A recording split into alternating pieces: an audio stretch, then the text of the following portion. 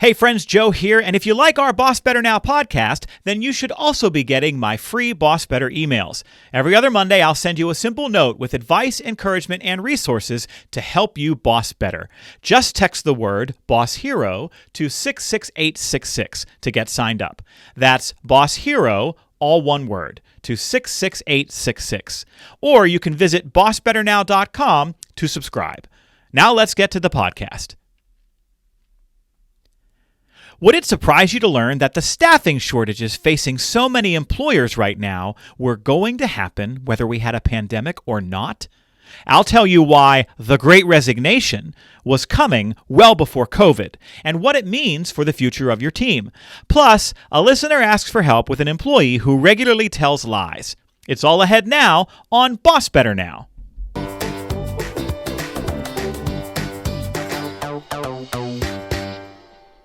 You're listening to Boss Better Now. Please welcome speaker, author, and reluctant fanny pack wearer, Joe Mull. Hello again, friends. Welcome back, and thank you for making time in your busy existence to join us here on the show. We are your home for advice, humor, and encouragement for bosses everywhere. Please welcome my wonderful co-host, who is always game to read whatever the crazy introduction is, professional coach, Alyssa Mullet. Hello, my friend. So no, I have to, I don't know, maybe hope, believe that your fanny pack wearing is perhaps limited to like Disney. Oh man, you know me. That's because wild. I'm hoping that it's like much more about the functionality that is required That's than exactly the it. form of, and fashion of wear or not fashion of wearing. The idea of wearing a fanny pack at this point in my life is galling. It's I can't stomach the idea, but there is so much functionality to it. I am, as we record this today, about 2 days away from a trip to Florida, where I have a keynote scheduled, and then I have to go back to Florida 5 days later for another conference. And so a couple of months ago, I said to Jess, "Hey, let's mask up. Let's take the kids to Disney. We haven't been there in a long time. It's over President's Day weekend. They were already going to have a day off of school. It's sort of a perfect confluence of events." And so I don't want to carry a bunch of stuff. I don't want to wear a backpack, but like we need the water bottle and we need the poncho because it might rain, and we need the extra mask and we need the hand sanitizer. And I'm like, I ordered a fanny pack off of Target.com, and I'm like, I am officially going full-blown dad mode for this. You got your white New Balances out. Hey now. I resemble that remark. That one hit close to home, as in your feet. I mean, they might be Under Armour, but it's probably not too far from the truth. The same look. Look. Yes, that is why I'm a reluctant fanny pack wearer. I have like the little sling bag that's kind of a trendier thing to do, but that feels like much more cumbersome. Like, do I really want to have a whole kind of thing on my whole trunk? Yeah. That, on a Disney day where it's going to be warmer. I'm not sure about that. Yeah. I get it. As soon as I was able to be free of the whole diaper bag-esque phase of life, then it became like, how much smaller can I make whatever it is that has to carry all of the things? Yes. And so that has been my goal. Yes. And I'm hoping I don't come back having a kind of a religious experience like I'm going to wear a fanny pack every day, because there was so much functionality. I don't think that's going to happen. I feel like this is like a once every 2 years sort of deal. Okay, good. I'm gonna keep you in check with that. I feel like it should be not an everyday kind of thing. And by the time our friends are listening to this podcast, you might be able to go to my Instagram at JoeMull77 and see said fanny pack in a Disney picture. Ooh, lovely. It's possible. That would be great. Let's get one featuring that explicitly. Oh, gosh. Yes. Well, Boss Heroes, we're going to talk today a little bit more about some of the job changing, job switching, and staffing challenges that so many of you are facing. And full disclosure, I am in the middle, the throes, if you will, and you know this, Alyssa, of writing my third book. And one of the things that I have learned about myself when it comes to writing is I need to write to uncover and discover. I will. I have a lot of colleagues and friends who, when they write a book and they sit down to do the work, they've put a tremendous amount of work into outlining the book, and they write to that outline, and they write for an hour a day, and 6-8 months later, poof, there's a book. And that's not how I work. I need to sit down, and I'll have the rough outline of the big ideas, but as I write and storytell and sort of peel back the layers of the onion, so to speak, on some of the ideas, I will end up wading into a question, and I go, oh, what's that about? And I'll do some more research. And so this just happened to me last week. I had a really interesting discovery as part of this process. So obviously right now, we know that there is a tremendous amount of quitting taking place. We've talked about the Great Resignation on our show. Let me ask you this question, Alyssa, and you just blurt out the first answer that comes to mind. When did the Great Resignation start? Like maybe 6 months ago. Okay. That's my yeah. gut. So you're pretty close. The numbers that we're seeing, that in terms of the perception that people have, kind of go back to April of 2021. That's when we started seeing higher monthly numbers around the people who are leaving jobs. And this, however, is not the case. So what I discovered in my research and in the book writing is that this idea of the Great Resignation actually started 12 years ago. This has been going on for more than a decade.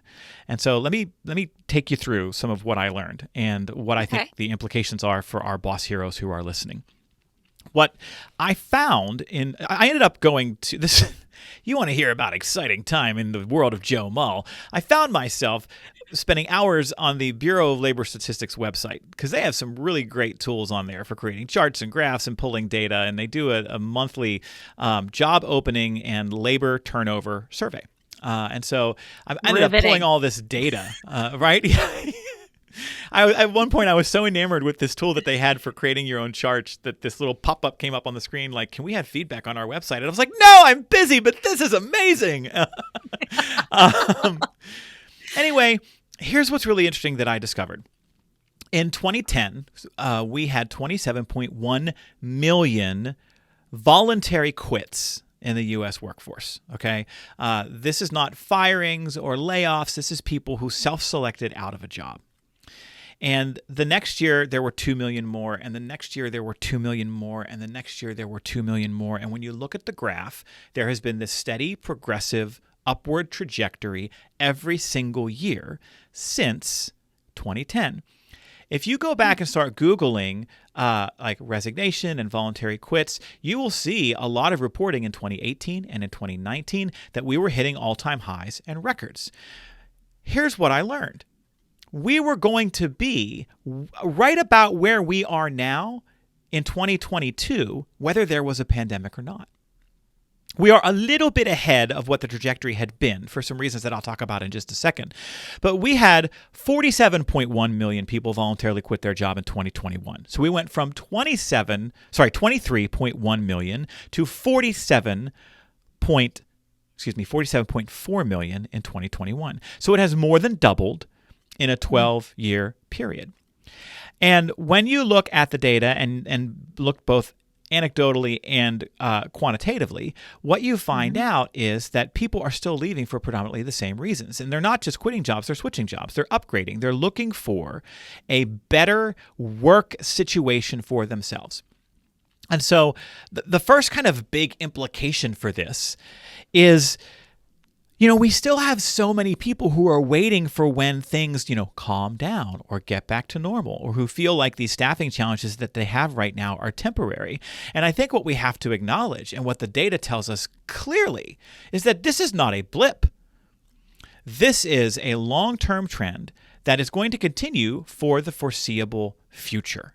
I think that has some pretty shocking and interesting implications for how we have to act going forward. But I saw you making a note, and I've been talking for a while, so let me give you a chance to react to this idea that all of this job switching and quitting that people are so caught up in right now, and the staffing shortages that are a result of it, have actually been a work in progress for more than a decade. How does that land with you? I'm shocked by that, honestly. I was not aware that this has been going on for so long. What most intrigues me is to get curious about if that data um, is tied to age Mm-hmm. brackets. Mm-hmm. Like, is it generationally? Because for what I think of is as just in my own personal experience, right? In my professional career, as I got clearer about who I truly was as a human, Yeah. right? And want how being a professional and being a leader fit into that, that's whenever very strategic choices started Yeah. to actually be made for myself professionally. And that concept that we've talked about of upgrading, of this kind of quest for the myth of balance, work-life balance, right? Yeah. I wonder if that's not what this could be about for so many Absolutely. of us. That it's truly that kind of lifelong commitment to our own personal growth that is absolutely affecting our professional landing page. Yes, yes. So we have seen within the folks who have been quitting, yes, there are folks who are opting out of the workforce earlier than they planned. So we know that some boomers are retiring a little bit earlier than they planned. So we've lost some extra working years from those folks. And forgive me for not having that exact number in front of me. It is happening. It's not the majority. The overwhelming majority, we know, is that people are switching. They're kind of doing this upgrading that we've been talking about. And it's for the reasons that you just pointed to. They are tired.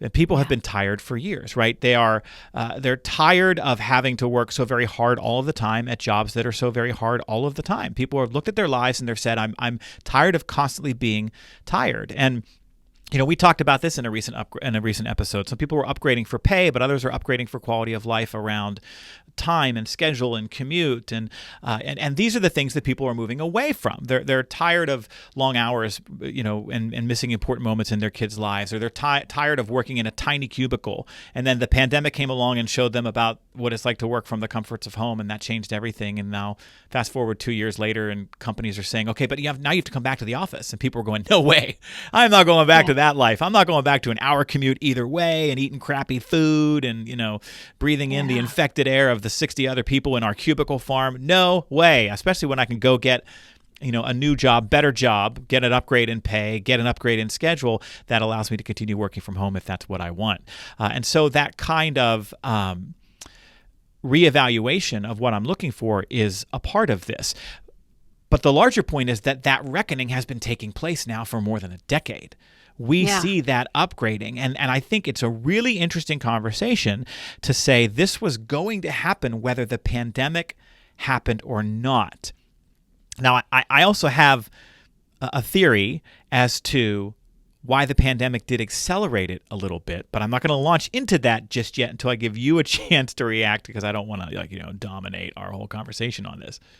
No, I would appreciate what the um so now that I understand the history, and we're obviously living in the present, what I would then be interested in understanding is if you have some kind of um, crystal ball to be able to share with our listeners, or what the data at least is indicating Mm-hmm. might be in the cards for us, even if it's in the next year. Yeah. Because gosh, in a time whenever there's so much change and nothing feels certain, it would be Yeah. lovely just to be able to go, okay, this might be, looking a little different based upon the history now that I understand or have Mm-hmm. been exposed to, what the future might look like. Yeah. The future is the present. I don't imagine that we're going to see a lot of drastic changes to what people are looking for. And it's for a couple of reasons. First is just from a numbers perspective. We started out talking about numbers. What we do know is that, yes, quitting is up, but it's really job switching. But you know what else is up? Right. Hiring. Would it shock you to know that there were more than 70 million hires in 2021? 47.4 million quits, but more than 70 million hires. Across almost every industry, there was still more hiring than quitting. And so this is the proof that people are upgrading. Not just anecdotally and what we hear people talking about in stories, but it's in there in the data too. And that's expected to continue. We will continue adding jobs in the economy. That is expected. And at the same time that we're adding jobs, we know that more people are leaving the workforce. We have still boomers retiring every year. And we also know we have fewer people entering the workforce. There are fewer newbies coming into the workforce because the generations coming behind us are smaller. And so there's this widening gap between the number of jobs and the number of workers. And so the staffing challenges that we're facing now are only going to be exacerbated by an even more competitive jobs marketplace going forward. And so that's sort of case one for why we need to get really good at employee experience. We want to be the destination, because when people are leaving, the places that people are departing are going to be the places that have all of these challenges and for whom they are going to continue to struggle. But let's talk about the pandemic for a second, because I think there's another element here. I think that the switching now in the aftermath of the coronavirus epidemic has been for slightly different reasons. I think COVID made us braver. And what I mean by that is that pre-pandemic, job changes felt like major life decisions, right? Changing employers meant taking a risk, and I would really deliberate and think about that and try to be really strategic and thoughtful about it. Well, then COVID landed on us and injected so much uncertainty and instability into the workforce, and then that job insecurity persisted for years. And we learned to live with it. And so everybody's risk tolerance around their jobs has been obliterated, right? It's been lowered. And so these don't feel like big life decisions anymore, right? And there's a lot of things that don't feel like big life decisions anymore. We're buying cars on our smartphones now, right? That used to be a thing that was way complicated and deliberate. And now people are like, I'm going to pause this Netflix show and buy my car, which is going to be delivered to my front door. And so I think COVID for some made us braver. And when you add in this incredible exhaustion and burnout, people have less risk, they're braver and they're exhausted. They're like, I'm out. I'm done. I'm going to change jobs. I'm going to do something else. And if it doesn't work, I'm going to change jobs again. Yeah. That's such while it's like scary, the whole concept still of all of this change, I think that's a really beautiful way to look at it, and maybe a really healthy perspective that we can garner for ourselves is the amount of courage and bravery that it has taken is not just this, continuing to show up, but it has launched us into a new stratosphere of risk tolerance for our professional careers and going after what we really want and what we believe about ourselves. There is this whole environment that we could have never dreamed for ourselves. Right. That now might be part of your everyday living. Yep. So that's a really beautiful, hopeful thing. Yeah. And we talked before about the upgrade, and that it is a tremendous opportunity to snag better talent, but it means that we have to be willing to reinvent the work experience, because those groups that are dismissing, those companies or organizations or leaders who are dismissing whole new reimaginings of what jobs can look like are going to be the ones who are left behind. And, there's a lot of writing taking place right now about a 4-day work week. There's a lot of writing taking place right now about massive upgrades in pay. There's a lot of writing taking place right now about aligning jobs more with talent and the gig economy and assembling opportunities for people to freelance. And, all of these things are part of this conversation because, some people have gotten braver, but for some, braver isn't the right word. For some, the pandemic made them desperate. They looked around and they said, I have not been living the life I want to live. The pandemic forced them out of a certain kind of work routine or situation, and maybe their hours changed or their work location changed or just their perception of their own mortality changed, and they're going, you know what? I have a completely different set of priorities right now. And the proof of the point is sitting in front of me. You had this experience years ago as part, since 2010, you are the Great Resignation. You are the upgrade. You are the reckoning. You looked around and said, the existence I was having, the expectations I had for how I was supposed to fill this job and be a careerist are driving me to an unhealthy existence that I don't want to live, right? And you got desperate. You got braver. You got desperate well before we ever heard of COVID. Oh, absolutely. I think that is true in terms of if I truly start to think about it in that context, I knew that there was, my body told me, obviously, right. that this was not sustainable. The way that I was functioning as a leader was not sustainable long term. When you're in the hospital before you're 30, that's not a good sign. Yeah. And so the quest to find out what is braver, what is in that space, right? Can look a lot different for a lot of people. And certainly I think desperation and fear and unknowing and anxiety and all of it goes with it. It's all part of the process. I'm so grateful that I was able to articulate my own value structure. That's been essential to me and how I chose to navigate what the next path looked like for me. Yeah. Right. And for so many, so that was a particularly challenging health event that triggered that examination for you. And I think what we have to recognize is that the pandemic is what triggered that for a lot of other people. Yeah. And those kinds of reflections were taking place across a significant portion of the workforce for the last 12 years. We just ramped it up now in the last 20 months. And so this has created a foreseeable future where how work fits into our lives is undergoing a massive shift. And it's kind of happening now at warp speed. Your talent pool, if you're listening and you lead an organization, your talent pool is smaller than ever.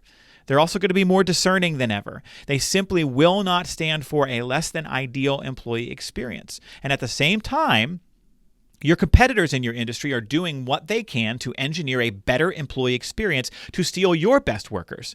While companies in other industries are less afraid than ever before of drawing talent from new and different places. And so at the core of all of this is creating a more humane employee experience that fits people's lives and not expecting people to go 110 miles an hour every single day from sunup till sundown and where work bleeds into every corner of their lives. And so I don't know if people will perceive this as good news. I think it is a tremendous opportunity. I think in the long run, it's going to make us a healthier society. But I think some organizations are going to really, really struggle to let go of some entrenched beliefs about what jobs look like, what work schedules look like, what pay scales look like, and not to mention deconstructing all the crappy beliefs that we have about work ethic that are really flawed and discriminatory in a lot of different ways. It's cliche, but like that after school special, the more you know, like knowledge is power in this particular case, once again, in that, the status quo is here to stay. This is the change. This is it. And so thank you so much for bringing this to us. I do feel empowered now that I kind of understand a little bit of where this comes from and that, hey, this was inevitable. So, and you're a trendsetter. Brave. You're like, I was ahead of the trends. Look at me. I saw this coming, and I was living it before y'all were living it. Ugh. I don't like to be a trendsetter, really. It's just not very nice all the time. No. Well, listeners, I'd love to hear from you about this. I've heard from a lot of you about this who have said in response to some of the other conversations that we've had, I switched jobs for the first time in 20 years and I never would have thought about it. But the circumstances of my life have changed in the past few years.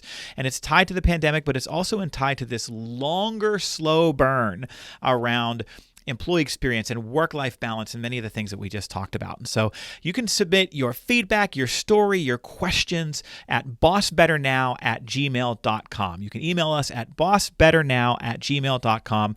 What's changed for you? We'd love to hear from you. What are you struggling with around this? Keep contributing to our conversation so we can keep contributing to the conversation. And we arrive once again, my friend, to the camaraderie question of the week, which we plant squarely in the middle of our show here every week. We know that bosses build camaraderie on teams by making it easier for people to find things in common with each other. That's why every week here on Boss Better Now with Joe Mull, that's me, we give you a question that you can use at meetings to facilitate connection and build camaraderie. Our question this week, Alyssa, is this. When was the last time you did something spontaneous, and what was it? Joe, prepare yourself. Uh-oh. You might poo your pants. Oh, I know I almost did. It's a setup. So it was actually just last week. Our family lost our family dog, pet. She to old age. She was 13 2 years ago. Portia passed away. And ever since that time, we've just been waffling back and forth, whether or not we wanted another dog to our family. And so last week on a Tuesday, oh boy, my husband was showing me all these pictures of these dogs that I know where this is going. He loves, and blah, blah, blah. And I showed him this one picture of these dogs that were at the shelter that we got our prior dog, Portia, from. And he's like, oh gosh, they're so sweet, blah, blah, blah, blah, blah. Because there were two of them and they're bonded. So, oh boy. Okay, plot twist. We didn't say anything else about it.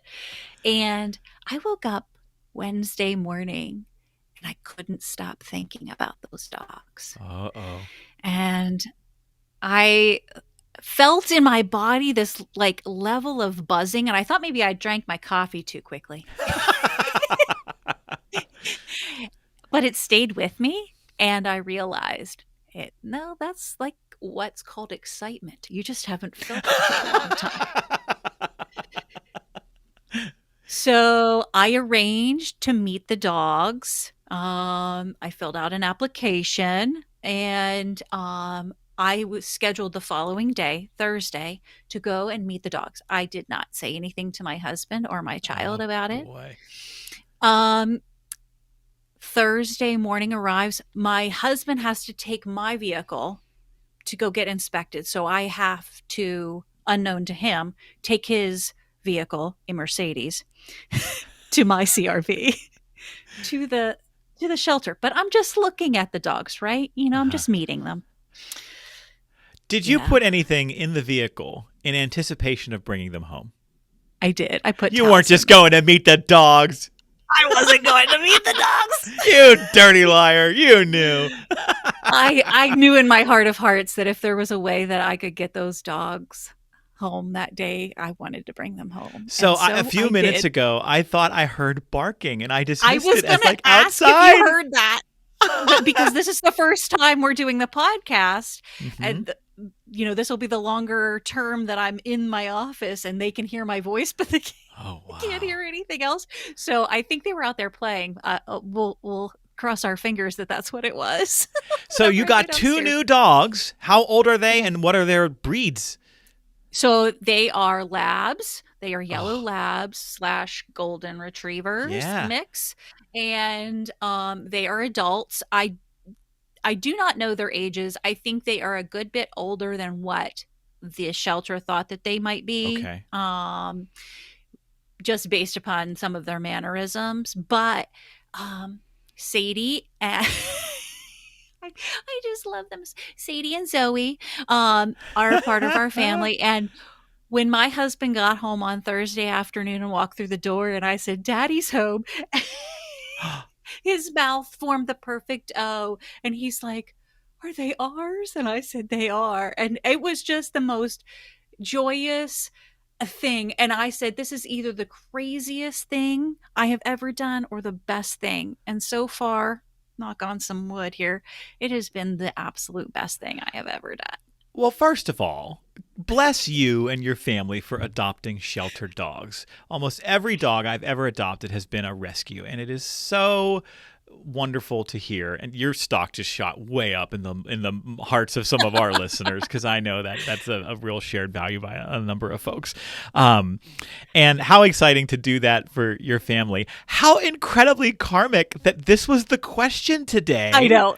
Whenever I saw it, I was like, what is that? The timing, because otherwise I was going to like say before we started the podcast, hey, I got these dogs and I don't know how they're going to act and blah, blah, blah, blah, blah. And then I was like, no, I'm just going to wait till the question comes so you can react in real time. As the story was going on, I was getting all excited and yeah, that's so cool. I can't wait to meet the pups. Oh, and Goldens. Oh, they're such great family dogs.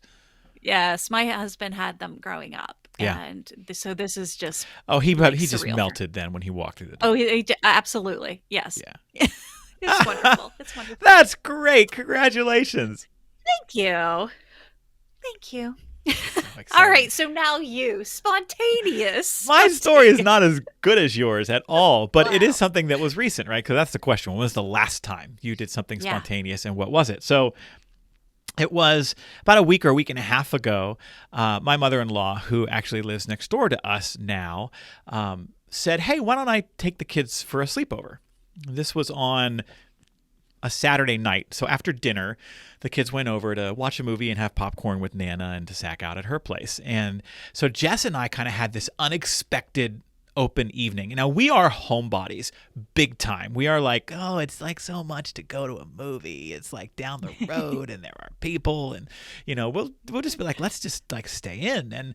But we both kind of were like, we should go somewhere. We should just do something, because we don't get the chance to really get out, just the two of us, very often. And so, long story short, what did the two crazy kids do with their night of freedom? We went to Barnes & Noble.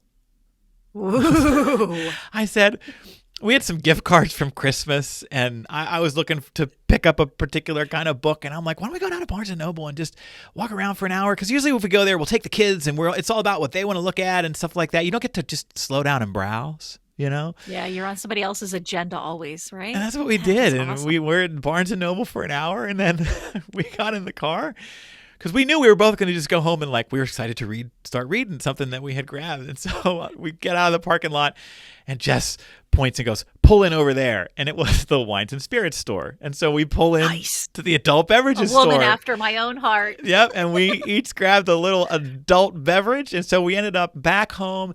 And at 9:30, we're each sitting in our comfortable chair with an adult beverage in our hand, reading our new books in complete silence. And I was like, this is the best thing ever. That's amazing. That is amazing.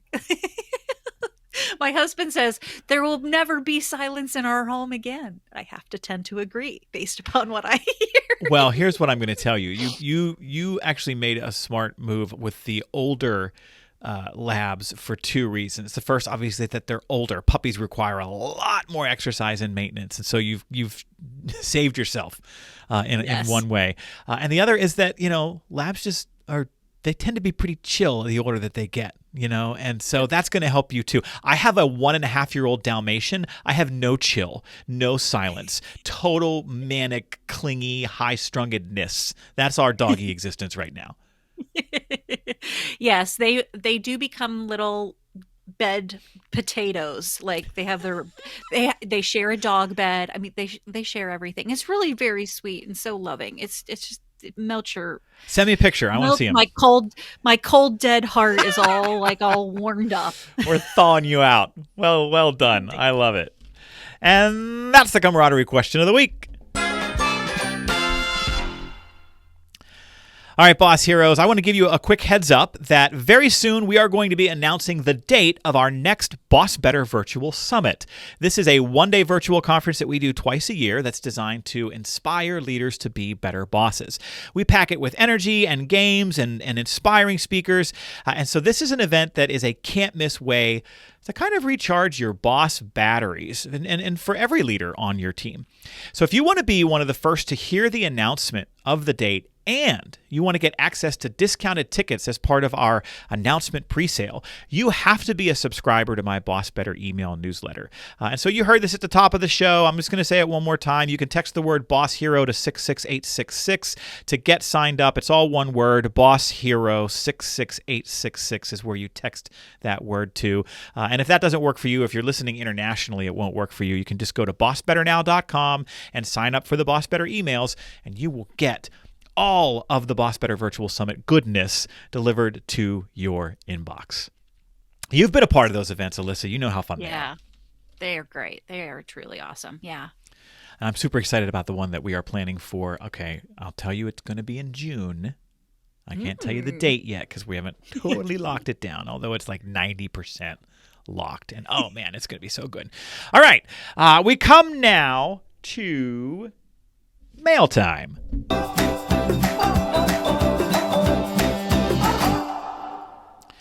This week, Alyssa, I have an email from Patty. Patty says the following: I need help coaching a coworker who was caught in multiple lies. This impacts her attendance and the stories she creates, and well, no one believes her at this point. Do you have any advice for politely coaching her and letting her know that the stories and excuses for her absenteeism don't make sense? Where do you want to start for Patty? Well, so Patty, I can totally understand where you're coming from in terms of like there's this whole thing of this, dishonesty that she's creating for herself, and that can feel really icky, especially if it's someone that you want to have trust in, right? And that you work with routinely. That's kind of like a fundamental thing, is to be able to have and give that trust in a free way. When I think about having a conversation with someone about this, it's limiting it, number one, to how you experience it, because the blanket statement of no one else, believes them is, can feel really hurtful when said out loud to someone else, right? So I would focus, number one, on what you experience when she says these things. I would get, try to generate your own curiosity so that it comes off and with the intent of trying to help her understand what it does to your trust in her when she says these things. And I would get curious too about, is there something in her maybe past work experience that is making her believe that she needs to have some level of excuse or tactic thing because she can't be late without a valid excuse? Yeah. Maybe that's not like what she needs to be doing in your workplace. And so you can help her understand that, you don't need to have an excuse. I mean, maybe if you just are honest with yourself about why you feel the need to, have something to say about might be why you're tardy or that kind of thing. So first blush reactions are generate your own curiosity and your own intention around the fact of how you experience it and you wanting to have a level of trust with your coworker. Yeah. Center of the bullseye in terms of where I was going to go first as well, asking the question of, hey, what's that about? And getting curious about that. Why does this person feel the need to lie? And sometimes that's born out of, just like you said, Alyssa, maybe they got burned elsewhere in a bad work experience. And so they've been conditioned in one way or another to have to concoct stories that aren't true. Maybe they are somebody who just doesn't care and they're not invested. Or, some people compulsively lie, which is tied to deeper mental health concerns. And so we get curious about some of that. We're not necessarily going to be able to navigate this. And if it is an issue of trust, and safety, that can be fixed. And you may end up, engineering an environment that this person turns into a rock star because you were able to create trust and make it safe for her to tell you the truth. And so I think a part of that initial conversation is just calling it exactly as you see it in as compassionate a way as possible, where you sit down and you say, hey, listen, you told me that this was the reason you were late. We both know that's not true. Boy, but you better be certain. You better absolutely be certain. And you say, we both know that's not true.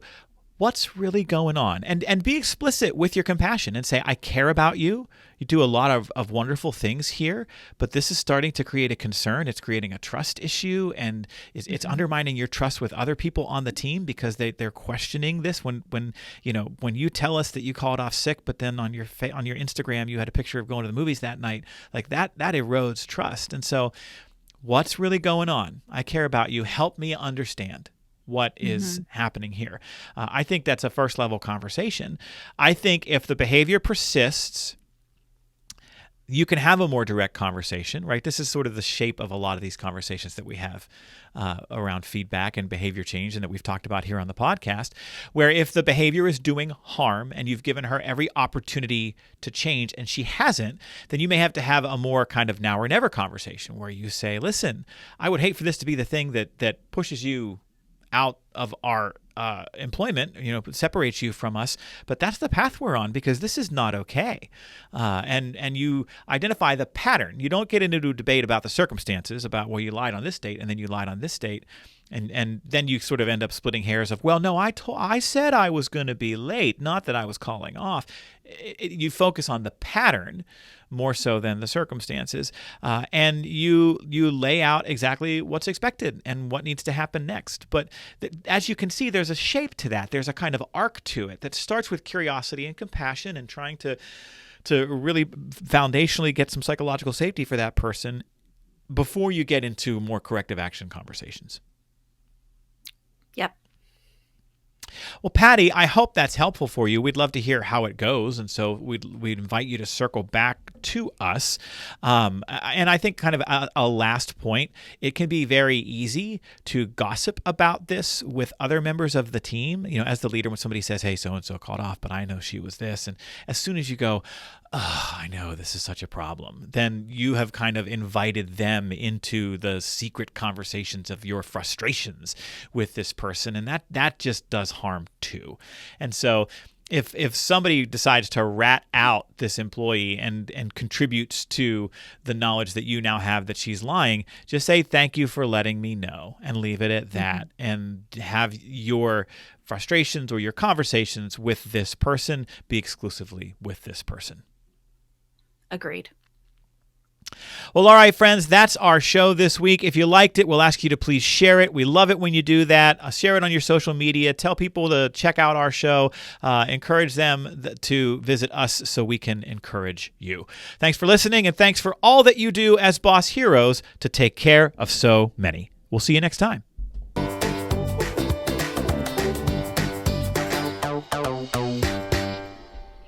This show is sponsored by Joe Mull and Associates. Remember, commitment comes from better bosses. Visit joemull.com today.